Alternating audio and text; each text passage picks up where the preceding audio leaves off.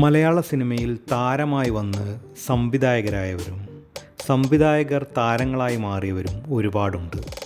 എന്നാൽ മികച്ച താരമാണെങ്കിലും ഒരൊറ്റ സിനിമാ സംവിധാനത്തിൽ ഒതുങ്ങിയ പല താരങ്ങളും നമുക്കുണ്ട്. അവരിൽ ചിലർ ഇനിയും സംവിധാനം തുടരുമെന്ന് പ്രതീക്ഷിക്കാം.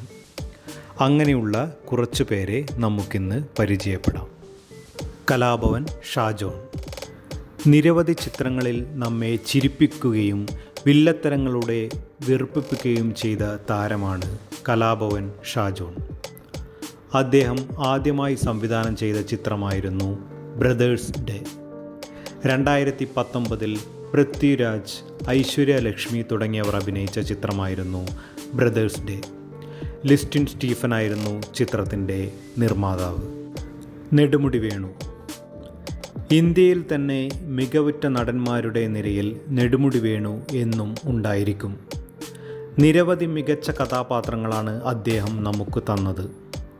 1989 തിലകൻ, മാധു തുടങ്ങിയവർ പ്രധാന കഥാപാത്രങ്ങളായി അഭിനയിച്ച പൂരമായിരുന്നു അദ്ദേഹം സംവിധാനം ചെയ്ത ഏക ചിത്രം.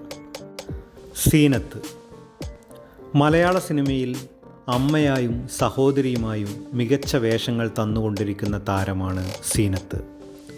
സീനത്ത് ഒരു സിനിമ സംവിധാനം ചെയ്തിട്ടുണ്ട്. ചിത്രം ഒരു ത്രില്ലർ കൂടിയാണ്. രണ്ടാം നാൾ AV അനൂപ് നിർമ്മിച്ച് ജിതിൻ മുഹമ്മദ്, അജയ് മാത്യു തുടങ്ങിയവർ അഭിനയിച്ച് 2021 റിലീസായ ചിത്രമായിരുന്നു രണ്ടാം നാൾ. ഹരിശ്രീ അശോകൻ മലയാളികളെ കുടുകുടാ ചിരിപ്പിച്ച താരമാണ് ഹരിശ്രീ അശോകൻ. നിരവധി ചിത്രങ്ങളിൽ ഹാസ്യതാരമായും ഇപ്പോൾ ഗൗരവമേറിയ കഥാപാത്രങ്ങളിലേക്ക് മാറുകയുമാണ് ഈ താരം. അദ്ദേഹം സംവിധാനം ചെയ്ത ഏക ചിത്രമാണ് 2019 M. ഷിജിത്ത് നിർമ്മിച്ച് രാഹുൽ മാധവ്, അശ്വിൻ ജോസ് തുടങ്ങിയവർ അഭിനയിച്ച an international local story. Guinness Pakru ഇദ്ദേഹത്തെ അറിയാത്തവർ വളരെ ചുരുക്കമാണ്. നിരവധി ചിത്രങ്ങളിൽ മികച്ച വേഷവുമായി വന്ന് നമ്മെ ചിരിപ്പിച്ചു കൊണ്ടിരിക്കുന്ന താരമാണ് അദ്ദേഹം. ഗിന്നസ് പക്രു ആദ്യമായി സംവിധാനം ചെയ്ത ചിത്രമാണ് കുട്ടിയും കോലും. 2013 അൻസാർ വാസ്കോ നിർമ്മിച്ച് ഗിന്നസ് പക്രു, മുന്ന, സനുഷ തുടങ്ങിയവർ താരങ്ങളായ സിനിമയായിരുന്നു കുട്ടിയും കോലും. സൗബിൻ ഷാഹിർ സഹസംവിധായകനായി സിനിമയിൽ വന്ന് ഇപ്പോൾ മികച്ച നടനായും നിർമ്മാതാവായും മാറിയിരിക്കുകയാണ് സൗബിൻ. ഇപ്പോൾ തമിഴിൽ രജനീകാന്ത് ലോകേഷ് ചിത്രത്തിൽ മികച്ച വേഷമാണ് ചെയ്തിട്ടുള്ളത്. അദ്ദേഹം ഒരു ചിത്രമാണ് സംവിധാനം ചെയ്തത്. 2017 ദുൽഖർ സൽമാൻ, ഷെയ്ൻ നിഗം തുടങ്ങിയവർ അഭിനയിച്ച പറവയായിരുന്നു അത്. അൻവർ റഷീദ്, ഷൈജു തുടങ്ങിയവരായിരുന്നു ചിത്രത്തിൻ്റെ നിർമ്മാതാക്കൾ.